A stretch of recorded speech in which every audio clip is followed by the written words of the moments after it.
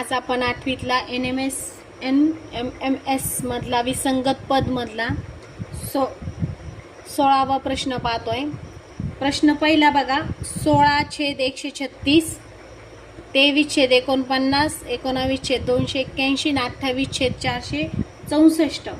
आपण जर बघितला तर हा जो 136 आहे, या 136 मध्ये 6चा वर्ग 36 आहे आणि हा 1चा वर्ग 1 आहे। बघा, 1चा वर्ग आणि हा 6चा वर्ग म्हणजे तयार झाला 136। तसंच दुसऱ्या ह्याच्यामध्ये जर बघितलं आपण तर 2चा वर्ग 4, 2चा वर्ग 4 आणि 3चा वर्ग 9। नंतर बघा, 1चा वर्ग इथं 2 आलाय आणि 9चा वर्ग इथं 81 आलाय, म्हणजे इथं 1चा वर्ग 1 यायला पाहिजे होते, इथं आलेलं नाहीये। पुढच्या उदाहरणाचं बघूया आपण।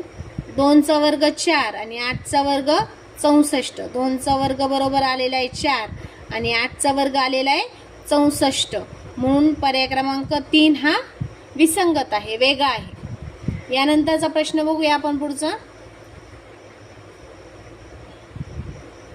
पुढचा प्रश्न बघा की तुम्ही जर लक्षपूर्वक बघितलं तर तुमच्या लक्षात येईल की दोन संख्यांचा गुणाकार म्हणजेच मधलं पद। बघा, 4 गुणिले 4, 4 चोक 16, 4 सख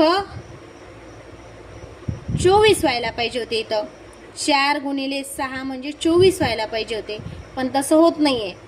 पुढचं बघूया, 7 चोक 28, 3 चोक 12, म्हणजे वेगळं कोणतं पद येत आहे हे। जसे 4 सकून